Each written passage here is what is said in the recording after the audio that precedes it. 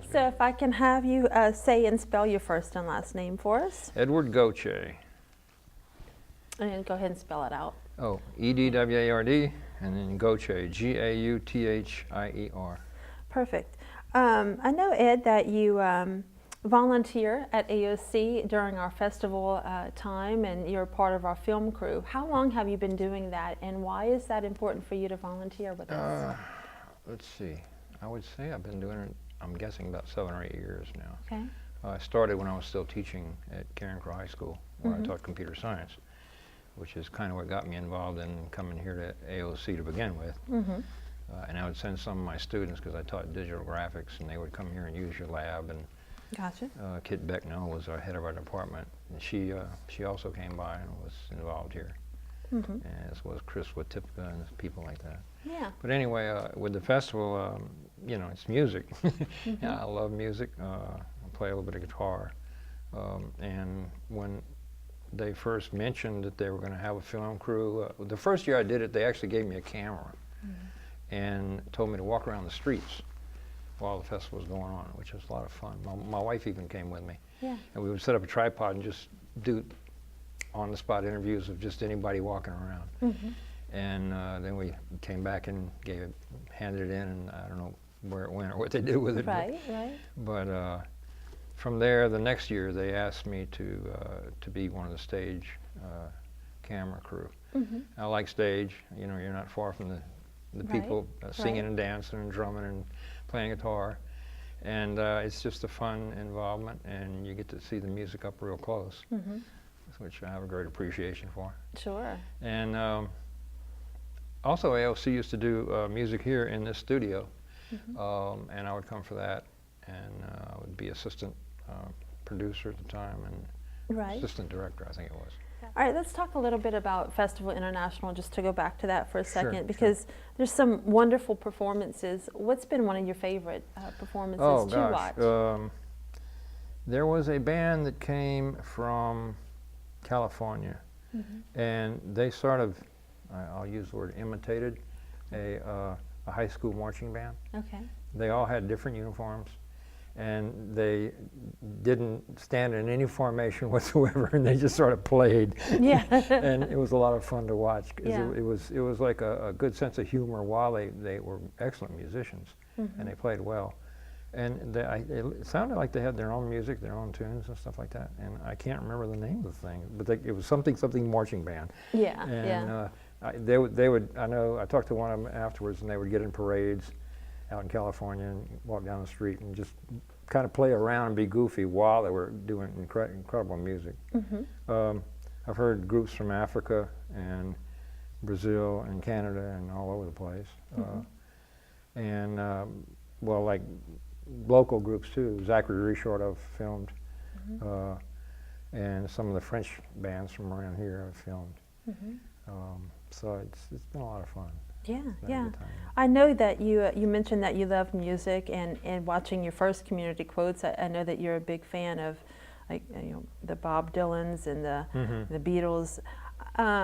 Who would you say is the most famous person that you've met, whether it's a musician or actor or celebrity, and what was your impression of them? Let's see. Well, I know Ralph, Zachary Richard. Yeah. Because we kind of grew up at the same time and Yeah. played a little bit of music on some porches at one time. And of course, he went on to do it professionally. I've seen Paul Simon and Bob Dylan. Well, it was Simon and Garfunkel, and then I saw Paul Simon by himself. And then I saw Bob Dylan. Gotcha. Both in person. I didn't get a chance to meet them. I did meet Leonard Cohen for 4 or 5 minutes, standing on a street corner. Nice. And he struck me as, I don't know, kind of Zen-like. You know, he has an interesting perspective. You know, kind of everything you said to him, he would think about it and carry the conversation. Where did you run into him? I was in New York City. It was just happenstance. We had gone to a jazz club. And he just happened to go in. And we were standing outside, and there was this guy standing there, and we started up a conversation. Yeah. And it turned out to be Leonard Cohen. It's like, what? Yeah. So, but I haven't met a lot of famous people. Okay. Yeah. Yeah. Gotcha. Describe for me a typical day in your life. When you wake up, what do you do? Oh, it's the same. It's the most boring routine anybody could ever have. It's like clockwork. You know, clock goes off the same time. It goes off the same time as when I was working. I'm retired now, and I get dressed, kiss my wife, of course, and you know, I don't usually eat breakfast and get my stuff together, and I'm go straight to Reds. At 9 o'clock, I do an hour of yoga. If it's Monday, Wednesday, and Friday, I then go out to the swimming pool and I'll swim a mile. And after that, I'll take a shower real quick, head for Johnson Street Java coffee shop. Nice. And I'm a writer, so that's what I've been doing since I retired, since 2012. And I'll write usually between 4 and 6 hours per day. Oh, wow. And then about that time, I know my wife is going to be getting off work, and I'm retired, she's not, so I got to get home and cook supper. Yeah. Get that ready. Nice. And then she and I will kind of lazy around in the evenings and watch some Netflix or something, or talk, or you know, read a book or something. Well, I know that you mentioned that you're a writer, and in your first community quotes, I think you were finishing up your first book. So tell us a little bit about your book and how that's the book is Director developed. Guy, and I did finish it, and it's published. You know, came out May 23rd. Published it through Amazon, and since that time, Barnes and Noble's picked it up, Google Books has picked it up, and Goodreads has picked it up. And so, yeah, I'm a writer. I've been writing since I was in 3rd grade. And I've published short stories, poetry, essays, now a novel. And I'm kind of falling into the novel niche, and so I'm working on a 2nd novel right now. You are. It's a continuation of this one, or completely different? No, it's not. I may someday write a continuation of this one, but right now it hadn't formulated in my head yet. But, but the book I'm working on is much more science fiction. Starts out in 2204 and has to make contact with a girl from 1860. Oh. You know, so there's a lot of That's an interesting time switch. Yeah. Yeah. And I've recently completed, last summer I completed the Odyssey writing workshop up in New Hampshire, which was a 6 weeks workshop, very intense. I went again this summer for what they call the Never-Ending Odyssey for 8 days. And those people are kind of helping me with the 2nd novel. I've done 4 years at the Iowa Writing Workshop, summer writing workshops. Okay. They offer like 90 different courses during the summer. Wow. I would go and try to plug into 2 or 3 of them. So I'm taking writing real serious. It's probably what I'll be doing till the day I die. Yeah. And I'm kind of real interested in mankind's arrogance. Okay. And how people tend to say that they know something and that they believe something. And sometimes because they believe it, then you're supposed to switch your whole path around them or something. You know, it's interesting to me the way human dynamics happens at that point, and the psychology involved. And I love describing that and kind of making things not go so well for those characters. Gotcha. So what inspired you to write the book? This started out as a short story. Okay. At a time when I knew I wasn't ready to write novels, so I was writing short stories. And I sat down one night and I wrote 2 words on the page, and it was write fast. And that's what I did. And I didn't come out with much, but I came out with a character whose voice I really enjoyed. That's Vaughn, that's the main character in the book. He was, in that version, he was 5 years old, and I was going to try in a short story to cover his life up till 17 years old. And I thought, wait a minute, this is just completely misstructured. So I just drug him up in age to make him 17. The whole book happens in about 2 to 3 weeks, and that's the story, you know, time frame. And so then it started clicking. And I went back and rewrote it as a short story, and then I went, no, it's got to be longer. And so once I kind of got it into the right format and setting, it took off. And I wrote the whole thing in about 8.5, 9 months. It took me another couple of 3 months to figure out how to do self-publishing through Create Space on Amazon. Yeah, yeah. And so then I went ahead and we designed the cover, my wife and I, ourselves, and put it together, and it came out May 23rd. Yeah. Whenever you write a book, you know, to some degree you take a chance if people are going to like it or not. What's the feedback that you've gotten so far on it? You know those little stars they have on Amazon, little 5 stars? I'm running at a 4.6. That's pretty good, so right? I'm glad.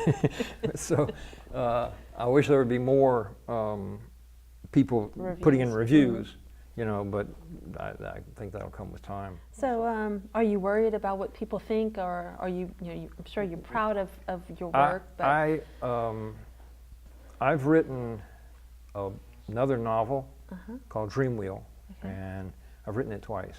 Okay. I'm in the process of writing the 3rd time. The first 2 times, I put it away for a month and I grabbed it so I could look at it like it was somebody else who had written it. Yeah. And it just wasn't a high enough quality for me to be willing to put my name on it and put it out there in the public. Gotcha. This I will display in the public. I've had a lot of good reviews and a lot of people. I mean, on the back is a couple of blurbs, one from Darrell Bork, who was a Louisiana Poet Laureate for a couple of years, and the other is from Ann Doby, they both were professors at UL. They're both retired now. And they've written some very complimentary blurbs. And wonderful. When I can get people of that caliber, known writers who know the skill and give me compliments on it, I'm like, okay, we're going with it. You know? Right. Now, some people, when they write a book, they have aspirations of it turning into a show or a movie. Do you have any? No. No. I've still got my feet on the ground. Gotcha.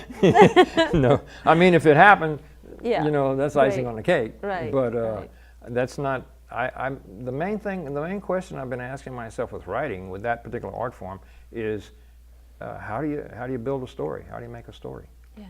And you make thousands of decisions. I mean, tens of thousands of decisions to do something like a novel. Right.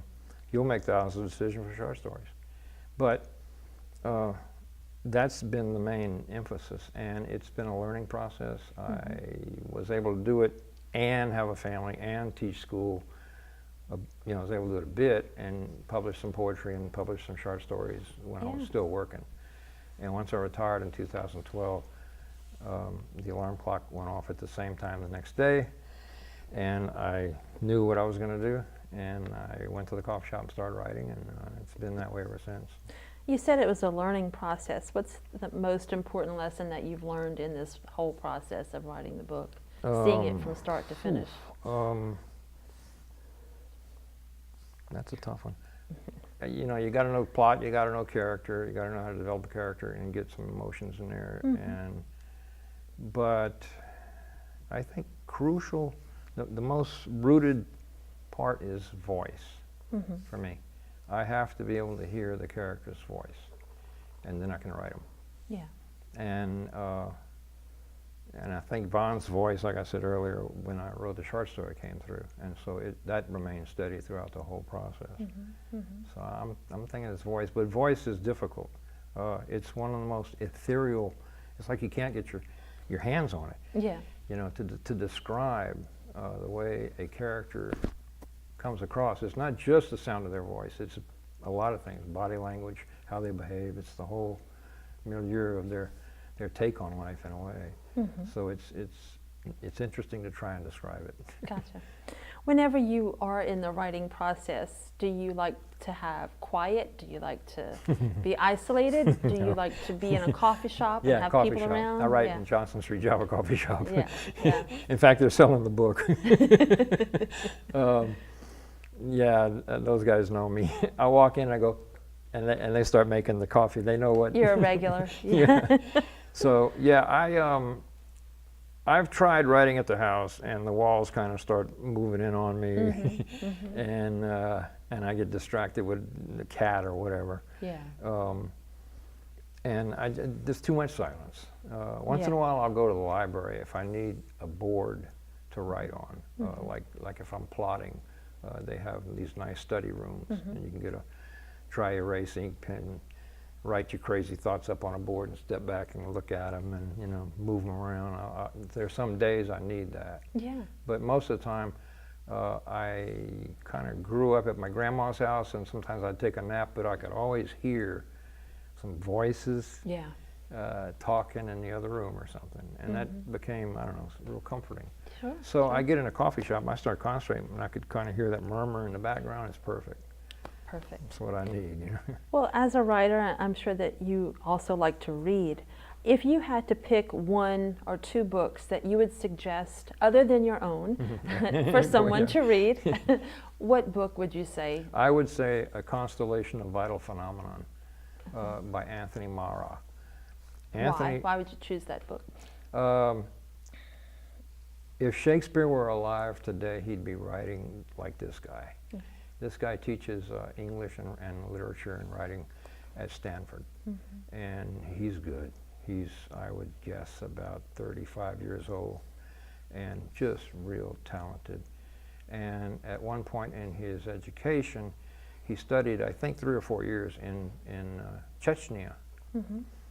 And the book, A Constellation of Vital Phenomena, is set in Chechnya during the revolt from the Russians, and all this kind of dirty politics that were happening, and underhanded things that people would do, you know, steal their children to try and convince them not to change governments in that area and that kind of thing.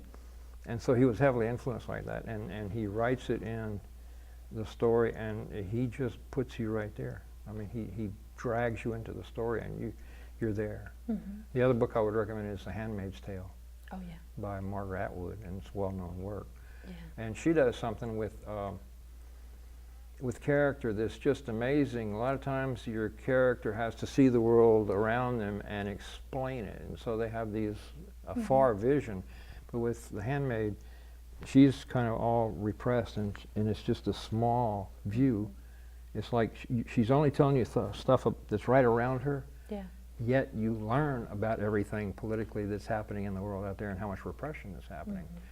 I thought that was really talented, to be able to keep a restricted sort of point of view and yet describe huge things outside of her realm. Let's ask you a fun question now. What is your favorite decade and why? My favorite? Decade. Decade? Yeah, and it could be music related, television related, movies. I'd probably have to say the 60s, the late 60s, around 66, 67, 68, 69, 70. The country was in upheaval. The country was started ripping itself apart over the Vietnam War. I was protesting. I was in college. The girls were beautiful. That really helped. And it was just real intense, and I guess that was an age for me of discovery, you know, where you kind of look around at the world and it's doing things that you never expected it to do or never thought it might do, or Johnson was the president, and then Nixon was the president, and it was real interesting to me. I was very politically aware, very politically involved. It was intense. Well, and speaking of intense, looking back on your life so far, is there anything that you regret? Oh, yeah. Anything you want to share? About every other day, I guess. Yeah, I mean, you know, I think about that all the time, like the road never taken, you know, if I had done this instead of that. Sure, sure. But, yeah, I think I was kind of stupid when it came to love. You know, I dated one girl from Canada. She came down here on the Coteville, a Coteville grant, and she and I really got close, and that was in '69, and we stayed so close to each other. I mean, they had just started letting the girls stay outside the dorm if they signed out. She'd come over to my house and sleep over. So, you know, I got very close to her. I asked her to marry me 3 times. She laughed at me each time. Oh. So, and you know, I went up to Canada to visit her later twice, and it just took me a long time to realize, okay, every young person, possibly my age at that time, gets their heart broken.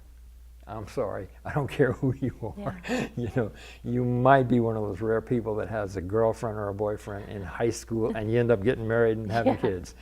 That's very rare. Yes. Most people get their hearts broken, and I just didn't realize it. You know, I was like, knock on wood, I couldn't get it through my head. I thought if I just kept after this girl, she was going to marry me. She wasn't. Oh. And so I kind of just ran myself right into a stone wall like that. You know? Right, right. Well, and as a writer, it's kind of helps develop who you are, and Yeah. you know. Yeah. And most of my mistakes, I have been able to sort of recycle. Yeah. I was in the seminary at one time. This is before I came to college here. I was in the seminary for 2.5 years. And it didn't go well for me. I found the seminary to be the most judgmental environment I've ever experienced. And so I always walked around feeling like I couldn't do anything right. Oh, wow. It got so serious that I was spending evenings sort of just in my room moping and crying, you know. And one of the priests suggested a psychologist he knew in New Orleans, a guy named Bill Sorum. So I went to Bill and saw him 7 different times. And in the last visit he said, "Ed, I want to tell you a little secret. I'm going to tell you what's wrong with you." Nothing. I was like, what? When we finished that conversation, I was literally skipping out of his office and running down the street, just so joyous, because I began to realize, you know, I had put myself into the wrong environment, and I just had to step out of it. I just wasn't built for that, you know. Yeah.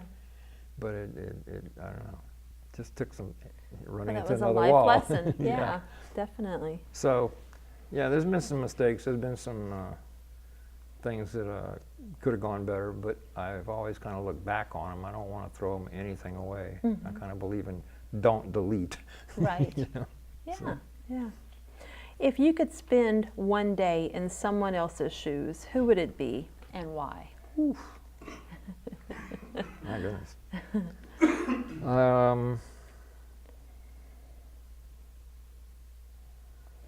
That's a tough one. There's a few names that pop up. I have great respect for Barack Obama.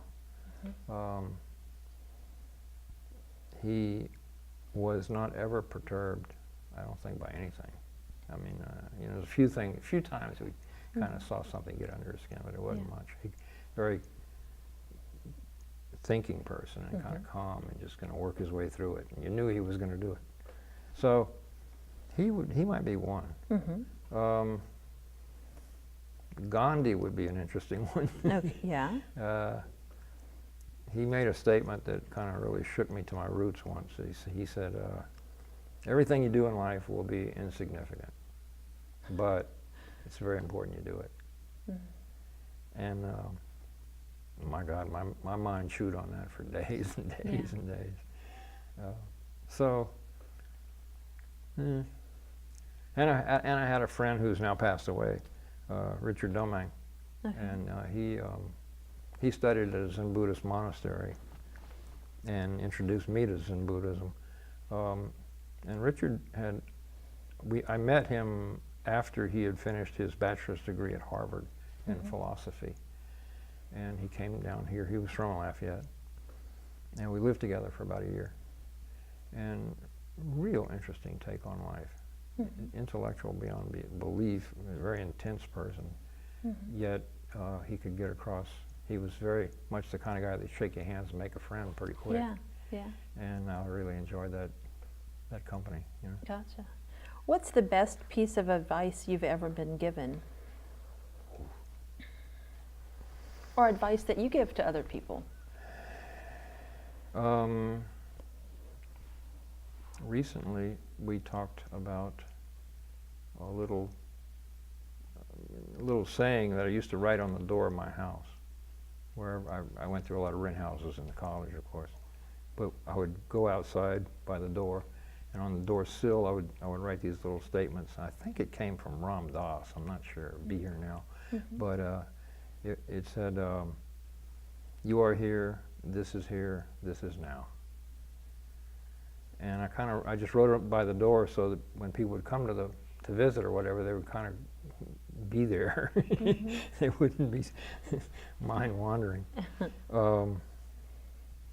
That and there's been a lot of good pieces of advice, but I think some of the best is all of it comes from a Zen Buddhist text, which is a book by it's by the people who did meditation with Shunryu Suzuki Roshi. He was the first person to bring Zen Buddhism into the United States from Japan, and he would lecture, and so the people put together a lot of his lectures and made a book out of it. And it's called Zen Mind, Beginner's Mind, and it's a small little book, but it's very powerful. And I tend to read out of it still today. Gotcha. I know I asked you about spending a day in someone else's shoes. So this question is along those same lines. If you could have dinner with someone or several people, living or deceased, celebrity, non-celebrity, who would it be and why? Well, Richard Domingue would have to come back. Yeah, yeah. He's passed away. Yeah.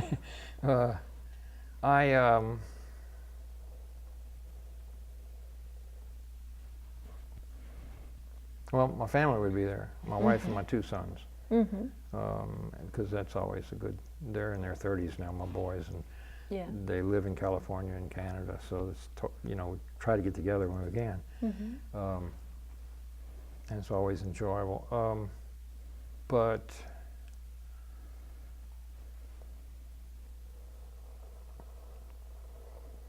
I think right now, on Sundays I sit with a meditation group.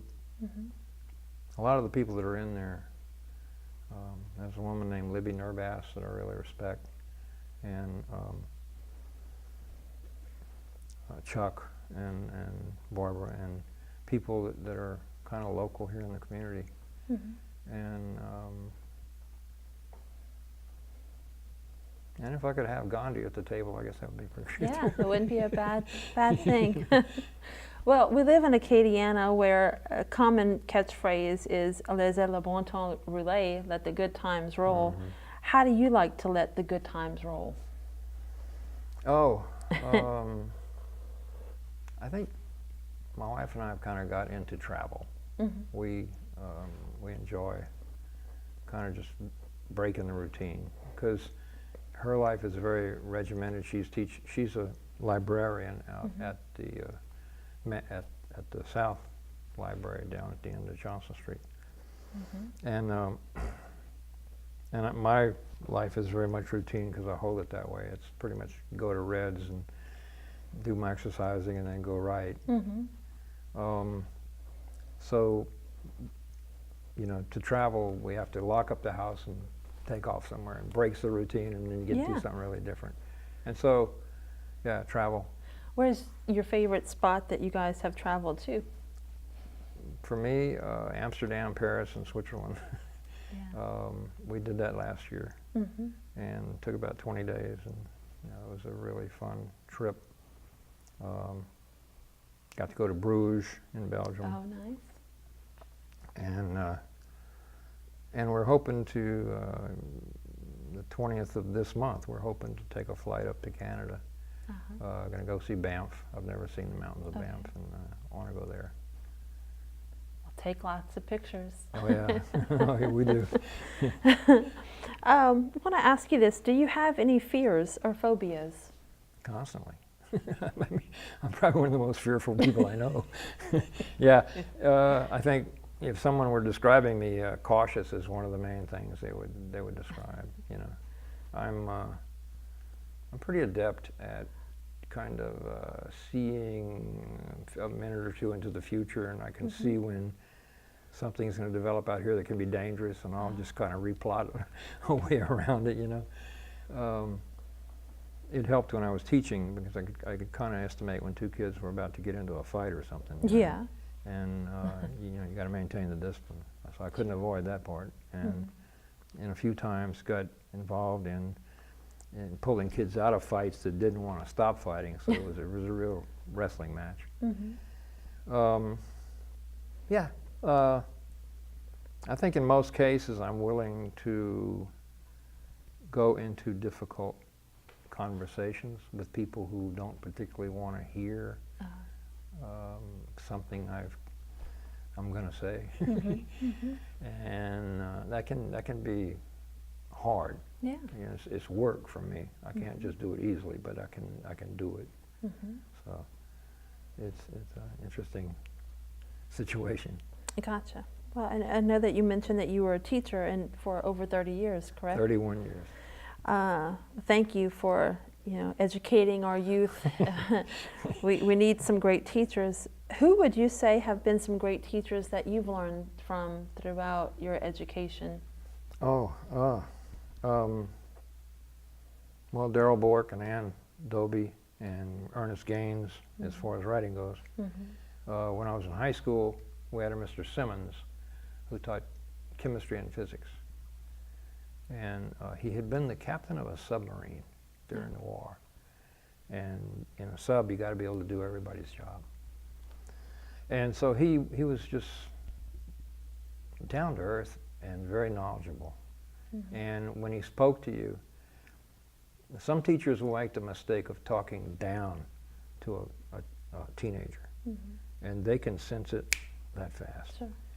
And he wouldn't. He would talk to you like you were his equal. And I was so amazed at that. I think it's probably the first time I had ever seen that happening. You know? So it really kind of opened up some doors for me. There's a possibility. And I've worked with good teachers, you know, in the same schools that I was teaching in. Really knowledgeable people.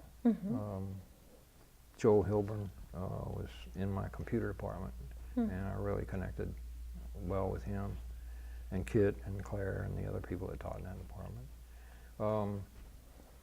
It was an interesting situation, and yeah, there was a lot of people. There was one woman that's also a writer. Her name's Anna Marquardt, and I think she's still at Karen Crow High, I believe.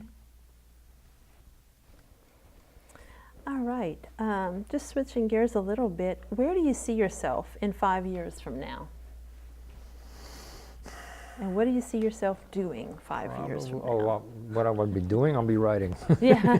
I'm pretty sure about that. Yeah. And I don't know if, hopefully I'll be doing it better, being a little more effective with it. But I like the process. I get into it, and it's almost like a therapy or something. I'm pretty sure that'll be continuing. I'll probably be continuing the exercising. The most boring lifestyle in the world. Has to be maintained, you know what I mean? Yeah. And traveling.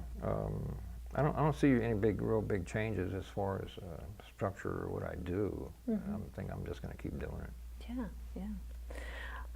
Well, we're close to wrapping up the interview. What question do you wish I would have asked you?